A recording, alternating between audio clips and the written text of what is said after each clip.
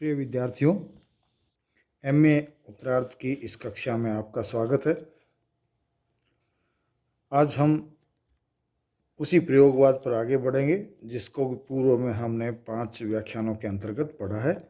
और आज हम जो पिछले व्याख्यान में काव्य की जो प्रवृत्तियां थी, प्रयोगवादी काव्य की, उन पर जो चर्चा की थी उससे आगे का कार्य करेंगे।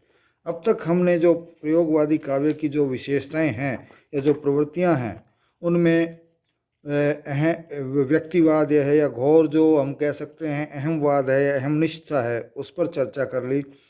अति यथार्थवाद पर हमने जो है नज़र डाल ली। इसके साथ साथ एक प्रवृत्ति होती है जो निराशा की और पलायन की, उसकी तरफ भी इस काव्य का झुकाव रहा, उसको भी हमने देखा। तत्पश्चात हमने अति बौद्धिकता जो इस प्रकार के काव्य मिलती है उस पर भी चर्चा की। आज हम उससे आगे बढ़ेंगे और सबसे पहले आएंगे वैज्ञानिक युगबोध व नए मूल्यों का चित्रण इस प्रकार के काव्य में मिलता है। हम सब जानते हैं कि इस युग तक आते आते विज्ञान ने काफ़ी प्रगति कर ली थी और उस प्रगति के फलस्वरूप उसके नकारात्मक और सकारात्मक दोनों प्रभाव इस समय के समाज में आने लग गए थे।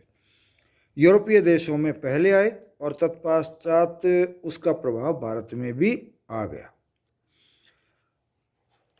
और इस हमारे प्रयोगवादी युग के जो कवि थे उन्होंने अपनी कविताओं में इस वैज्ञानिक बोध या आधुनिक जो युग का जो बोध जिसे हम कह सकते हैं, इस वैज्ञानिक बोध के नाम पर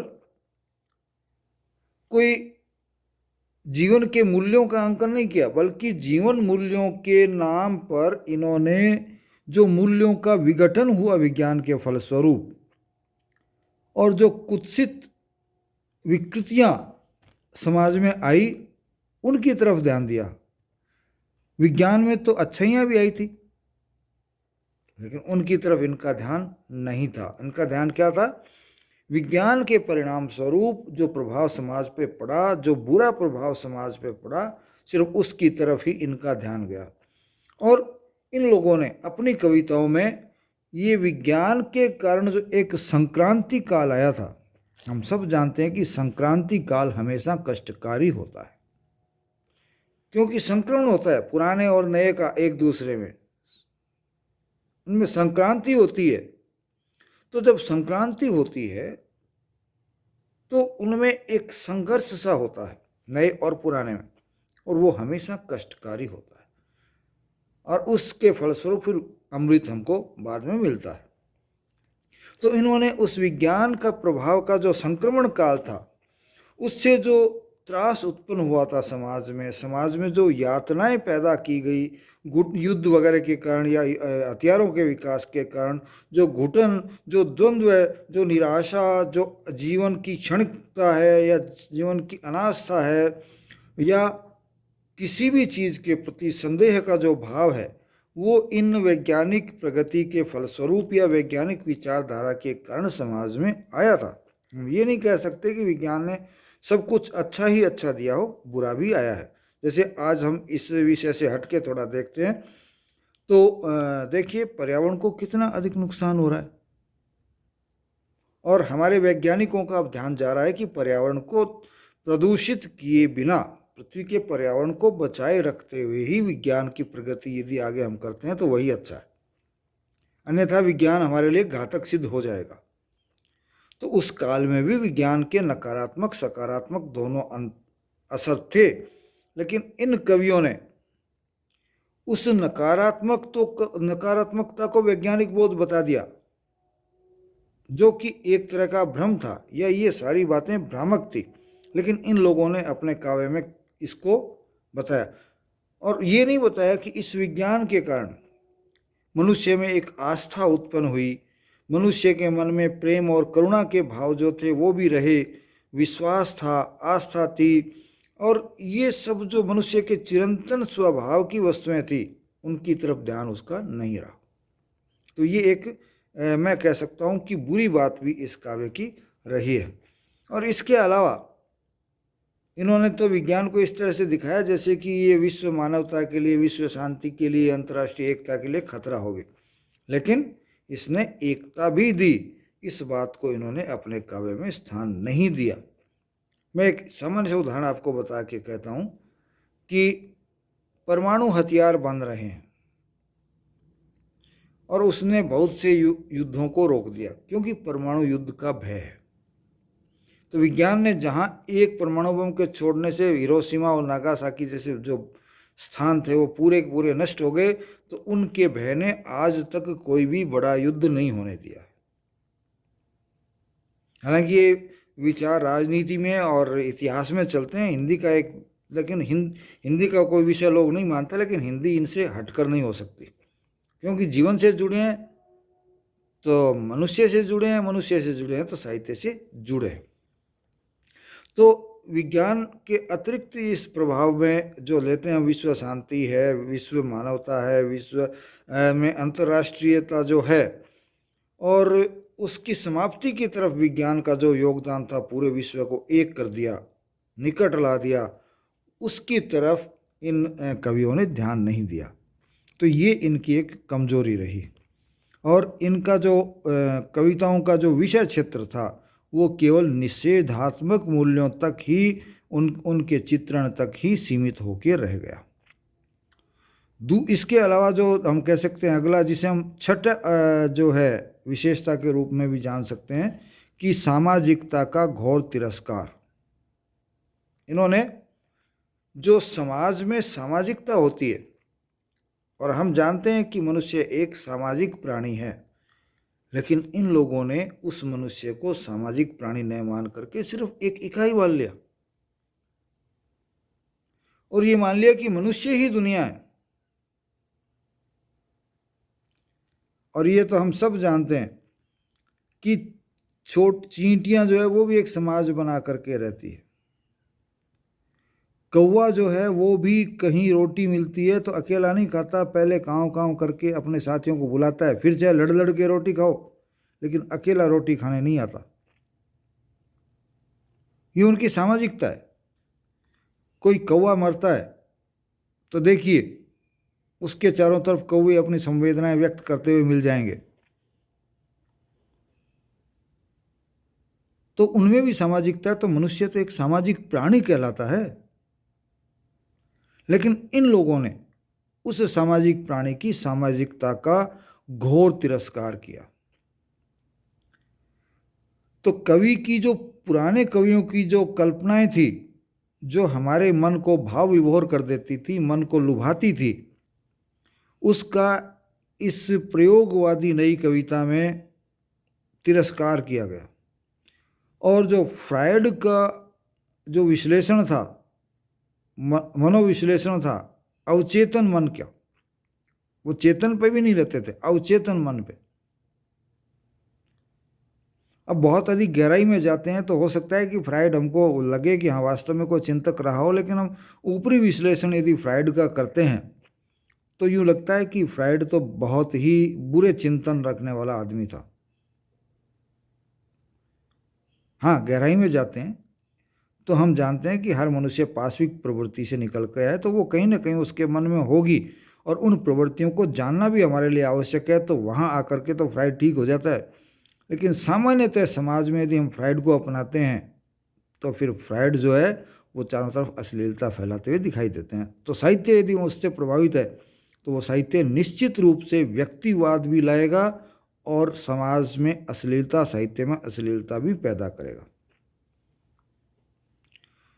तो उसका परिणाम क्या हुआ कि प्रेम का जो उदात्त रूप हमारे साहित्य में पहले था वो रूप गायब हो गया। उसकी तरफ इन कवियों ने ध्यान नहीं दिया, बल्कि सतही जो शारीरिक प्रेम था उसी को इन्होंने अपना विषय बनाया। और आप जानते हैं कि जब ऊपरी प्रेम को अपनाएंगे तो उसमें कुरूपता भी आएगी, सुरुचि का उसमें अभाव होगा, उसमें अश्लीलता होगी, और निष्कलंक जो सौंदर्य इस संसार का है उस सौंदर्य की कमी हमको साहित्य में नजर आएगी, इसमें कोई दो राय नहीं हो सकती। और जो सामाजिक वर्जनाएं हैं, यौन वर्जनाएं हैं, उन यौन वर्जनाओं का विश्लेषण भी इस काव्य में उस फ्रायड के प्रभाव के फलस्वरूप हुआ। या सामाजिकता का जो एक दबाव बनता है समाज में रहने का मनुष्य पर, वो दबाव कम होने से सामाजिक वर्जनाएं कम हो गई, तो उनकी अवहेलना भी हमको इस साहित्य में दिखाई देती है। हालांकि इन्होंने इसको जो है अभिव्यक्ति का जो है, और अभिव्यक्ति किसकी अभिव्यक्ति, वो भी सत्य की अभिव्यक्ति का लबादा उठाया कि वास्तविक सत्य यही है। अरे भाई, वास्तविक सत्य तो होता है, लेकिन हम वास्तविक सत्य को भी एक ढंग से प्रस्तुत तो कर सकते हैं। हमारे आसपास कोई गंदगी है और उस गंदगी को हम पूरी तरह दूर नहीं कर सकते, तो कम से कम उसको ढककर तो लगाते हैं, ताकि सीधी गंदगी हमारे तक नहीं पहुंचे, दुर्गंध हमारे तक नहीं पहुंचे। लेकिन इन्होंने तो क्या है कि कीचड़ पड़ा है तो उस कीचड़ को हिलाने का कार्य ही किया। और ये हम आगे और एक अन्य शीर्षक के अंतर्गत देखेंगे, इसलिए मैं इस बात को यहीं रोकता हूँ। तो यहाँ देखिए कि ये आ जाता है कि ईमानदारी का इन्होंने ढोंग किया और ये कहा कि हम तो सत्य को प्रकट कर रहे हैं। और आधुनिक समाज की जो सेक्स संबंधी समस्याएं थी, या व्यक्ति की जो सेक्स संबंधी समस्याएं थी, उनसे हमारा समाज आक्रांत है। उन्हीं चीज़ों को इन्होंने हमारे सामने किया कि इनका दमन नहीं करना चाहिए, या इनका पहले दमन किया हुआ था, उनको ही इन्होंने प्रस्तुत किया। तो मैं इसके लिए आपको एक उदाहरण देना चाहूँगा, वो आप ध्यान करिएगा। आह मेरा श्वास है उत्तप्त, आह मेरा श्वास है उत्तप्त, धमनियों में उमड़ आई है लहू की धार, प्यार है अभिशप्त, तुम कहाँ हो नारी। अब देखिए यहाँ कितनी अश्लील बात आई है कि यदि श्वास उत्तप्त है, लहू की धार गर्म है, तो कैसे भावनाएं हैं। ये युद्ध अपने देशभक्ति के लिए भी हो सकती है, लेकिन इन्होंने किस संदर्भ में कहा, अंत में वो चीज़ स्पष्ट हो जाती है, कहाँ है तू नारी। नारी के प्रति इनके जो विचार हैं छिछले, वो यहाँ स्पष्ट हो जाते हैं। फिर हम आते हैं कि विषय की व्यापकता। विषयों की जो परिधि थी, पहले के काव्य में विषय बहुत अधिक मात्रा में नहीं थे, सीमित विषय उठाए जाते थे। लेकिन इन्होंने विषयों की उस सीमितता को दूर कर दिया, जीवन से जुड़े हुए सब विषयों को अपने भीतर लाने की कोशिश इन्होंने की। तो हम ये जरूर कह सकते हैं कि जिन विषयों को प्राचीन कवि ने, पुराने कवि ने, या इनसे पहले के कवियों ने नहीं छुआ था, वो इन्होंने छुआ, और बहुत ज़्यादा छुआ, क्योंकि नए विषय नहीं लें ऐसा तो कोई युग रहा ही नहीं। तुलसी ने भी अपने समय में नई चीज़ों को लिया था, कबीर तो माने ही जाते हैं, रैदास भी अछूते नहीं हैं, और मीरा को तो हम कह सकते हैं कि नारी जागृति का एक वो प्रमाण थी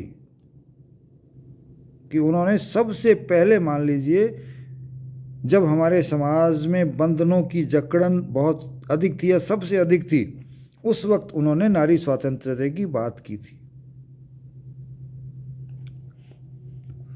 तो विषय की व्यापकता हर समय रही, लेकिन इन्होंने बहुत ज़्यादा क्षेत्र फैला लिया, क्योंकि पूरा विश्व एक हो रहा था। तो कविता ने किसी क्षेत्र विशेष की, देश विशेष की जो सीमाएं हैं, उन सीमाओं को मानना बंद कर दिया। सब स्थानों के विषय कविताओं में, काव्य में शामिल होने लग गई। इसलिए प्रयोगवादी जो कविताएं थी, उनकी परिधि भी बहुत अधिक व्यापक हो गई। एक छोटी से छोटी वस्तु से लेके बड़ी से बड़ी वस्तु तक, हम कह सकते हैं चींटी से पहाड़ तक, कोई भी विषय ऐसा नहीं था जो इन प्रयोगवादी कवियों ने अपनी कविताओं में प्रयोग के रूप में जिनको शामिल नहीं किया हो, या जिन विषयों पर प्रयोग नहीं किया हो कविताओं में। चाय भी इसमें शामिल है, चाय की प्याली भी इसमें शामिल है, बनती हुई सड़क की कंक्रीट भी इसमें शामिल है, चूड़ी भी शामिल है, तो चूड़ी की टुकड़ी भी शामिल है। विज्ञान थी तो विज्ञान की, रेडियम की बात भी यहाँ आ गई, परमाणु अणुबम की बात भी आ जाती है इन कविताओं में। तो इन्होंने कुछ भी नहीं छोड़ा, और जो शैलीगत रूढ़ियाँ थी, जो हमारी परंपराएं थी, चाहे वो अच्छी ही क्यों ना रही हो, देखो बुरी को छोड़ना तो ज़रूरी होता है, जो अनुपयोगी है, जो बुरी है, उसको छोड़ दें तो अच्छी बात मानी जाती है, लेकिन परंपराओं को सिर्फ छोड़ने के नाम पे छोड़ देना गलत है, और इन्होंने वही किया। इसके कारण ये कविताएं अपने मार्ग से बहुत सी जगह, बहुत सी कविताएं भटकी हुई दिखाई देती है। तो हम कह सकते हैं कि प्रत्येक पहलू पर जीवन के इन कविताओं में, अर्थात प्रयोगवादी कविताओं में, इन्होंने विषय को लिया है। उदाहरण देखिए आप, एक सामने सामने जूते पर जूता पड़ा है, सामने जूते पर जूता पड़ा है, लगा जैसे पंजे पे पंजा रख दिया हो, किसी ने पंजे पे पंजा रख दिया हो, दुख आया जी, दुख आया जी, उठा और जूते पर से तिरछे जूते को हटा दिया। हालांकि इसमें जो भावनाएं हैं वो बड़ी गहरी हैं,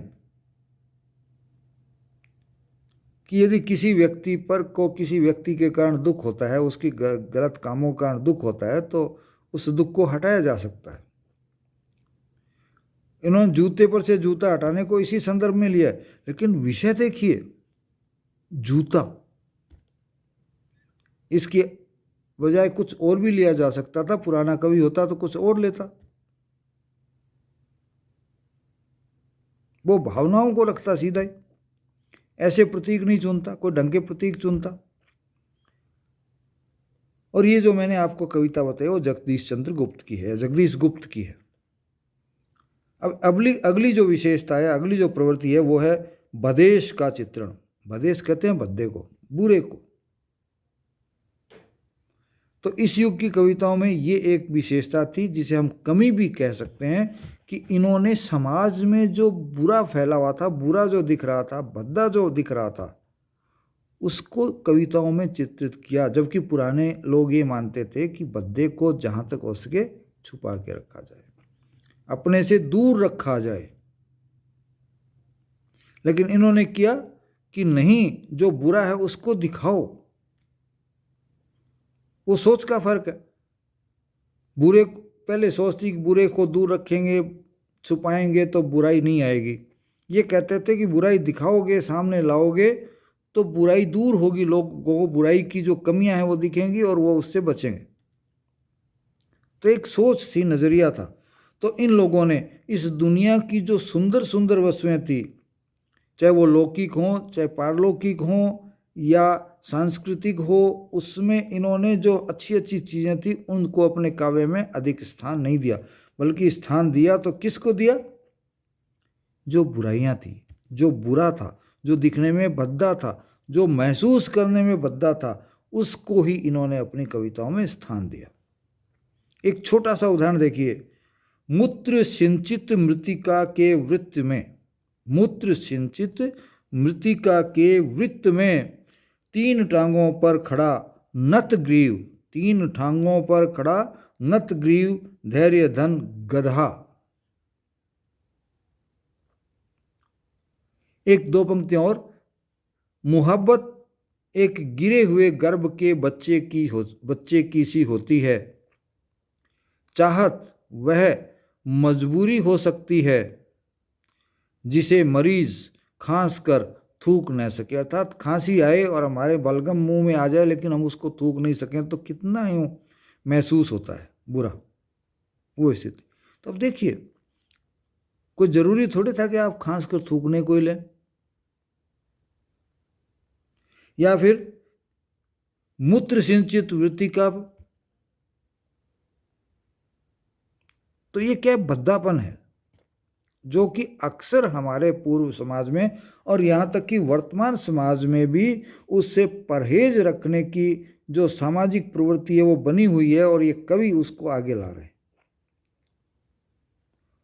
तो प्रभाव तो दोनों ही चीज़ों के अच्छे बुरे होते हैं, आप हम कौन सा लेते हैं, लेकिन पढ़ने में ऐसा काव्य बुरा लगता है, इसलिए ऐसे काव्य की मैं तो कम से कम प्रशंसा नहीं कर सकता।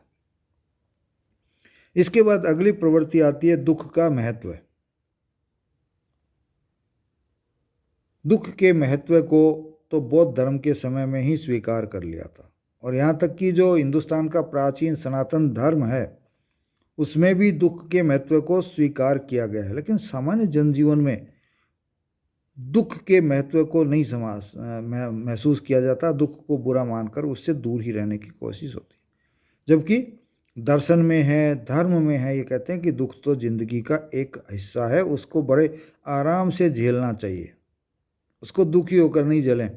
लेकिन इन्होंने उस दुख के महत्व को स्थापित करने की कोशिश की, उसके महत्व को समझा, और फ्राइड ने भी यही कहा है। तो हम कह सकते हैं कि फ्राइड का ही प्रभाव था, अर्थात पाश्चात्य प्रभाव भी हम इसको कह सकते हैं।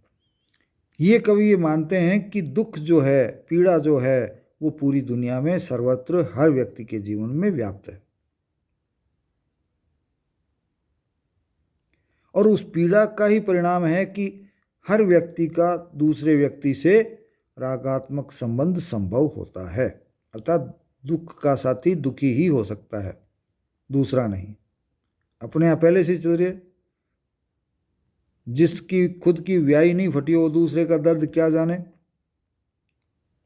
तो जिसने दुख झेला है, हर व्यक्ति दुख झेल रहा है, तो वो दूसरे के दुख को समझता है। ये इस युग के काव्य कथा कलाकारों का, या आप मान लीजिए गीतकारों का या कवियों का एक विशेष सोच थी, विचार था, और इसी का परिणाम रहा कि इन्होंने जो नकारात्मक क्षणवादी या निषेधात्मक जो प्रवृत्तियां थी, उनका एक दार्शनिक आधार लेकर के उन्हें प्रतिष्ठित करने का प्रयास किया। और इस बारे में आगे तो और भी आगे चले जाते हैं। वो कहते हैं कि दर्द तभी तक क्लेशकर होता है, दर्द तभी तक क्लेशकर होता है जब तक हम उस दर्द से लड़ते हैं, और जिस दिन हमने उस बड़े या विशाल दर्द के सामने अपने आप को समर्पित कर दिया, हमने दर्द से लड़ने की जो इच्छा है वो खत्म कर दी, उसी दिन से वो क्लेश सारा हमारा समाप्त हो जाता है।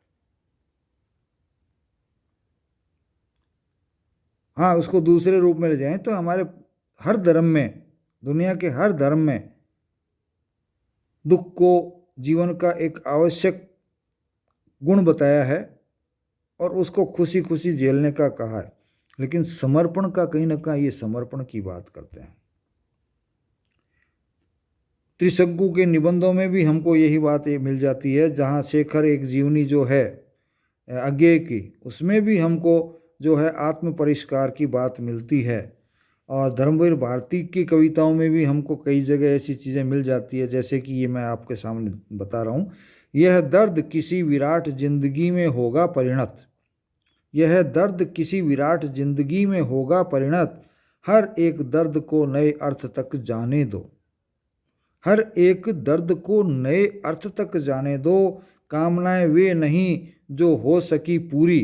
ये कहते हैं कामनाएं वो नहीं है जो पूरी हो सकी है, बल्कि घुटन, अकुलाहट, विवशता, दर्द, मजबूरी, जन्म जन्मों की अधूरी साधना पूर्ण होती है किसी मधु देवता की बाह में। यहाँ आकर के फिर जो है दर्द को तो स्वीकार करते हैं, लेकिन यहाँ यदि आप मधु देवता, यहाँ मधु का अर्थ मैं तो देखिए मधु देवता ये कह रहे हैं, तो शराब से भी ले सकता हूँ, या फिर आप कहीं और अच्छाई की तरफ ले जाते हो तो आप बसंत वगैरह से जोड़ के या बहारों से जोड़ के लेते हो, तो भाई आपकी मर्जी है। तो यहाँ दुख के महत्व को इन काव्यों में जो प्रयोगवादी रहे हैं उनमें स्वीकार किया गया है। इसके अलावा एक और विशेषता जिसको हम विषय की परिधि में व्यापकता के अंतर्गत भी देख चुके हैं, उसको यदि अलग से हम करते हैं तो हम कह सकते हैं कि साधारण से साधारण विषयों का चयन, साधारण से साधारण विषयों का चयन। तो जीवन की बिल्कुल सामान्य सी सामान्य जो गतिविधियां थी, जो बातें थी, वो प्रयोगवादी कवियों ने अपनी कविताओं में रखी। और छोटी से छोटी, तुच्छ से तुच्छ बात को इन्होंने अपनी कविताओं में स्थान दिया। जैसे आलपिन को भी इन्होंने स्थान दिया, चाय की पे वो पूर्व पे बता चुका हूँ, चूड़ी के टुकड़े को भी, नमक को, तेल को, लकड़ी को, किसी को कोई भी विषय इन्होंने छोड़ा नहीं, कोई भी वस्तु को इन्होंने छोड़ा नहीं। और इसी कारण से एक पागल व्यक्ति का जो प्रलाप है वो तक इन कविताओं में अपना स्थान पा सका, पूर्व में नहीं था, लेकिन वर्तमान कविताओं में वो, वर्तमान का मतलब मेरा यहाँ प्रयोगवादी कविता ही है। जैसे आहा सारी रात चाय रख दो कागज़ों पर, आहा सारी रात चाय रख दो कागज़ों पर, या निशा सर्वभूतना तस्या जागती संयमी, ईश्वर उल्लू चल हट बंटा। तो सामान्य से सामान्य विषय से लेकर के प्रकृति की जो सामान्य बातें हैं उनको भी तो ईश्वर तक भी ये चले जाते हैं। एक और उदाहरण हम दे सकते हैं, सर खुजलाएं जमुआएं, कभी धूप में आए तो कभी छांव में आए। तो ये भी एक कविता इन्होंने लिखी। तो सामान्य सामान्य बातें इन्होंने अपनी कविताओं में शामिल की। तो इस तरह से आज हमने जो भावगत विशेषताएं मुख्य मुख्य थी उनको अपने इस व्याख्यान में शामिल किया, और आप लोग भी इन व्याख्यानों को बार बार सुन करके, और मैं समझता हूँ कि इनको देखेंगे, समझेंगे, पढ़ेंगे और सुनेंगे तो आपके समझ में आ जाएगी। और आप, हमारा जो उद्देश्य है कि आप अपने विषय के प्रति एक समझ बढ़ाएं, समझ पैदा करें, तो वो हमारा उद्देश्य भी इसमें पूरा होगा। जय हिंद, जय भारत।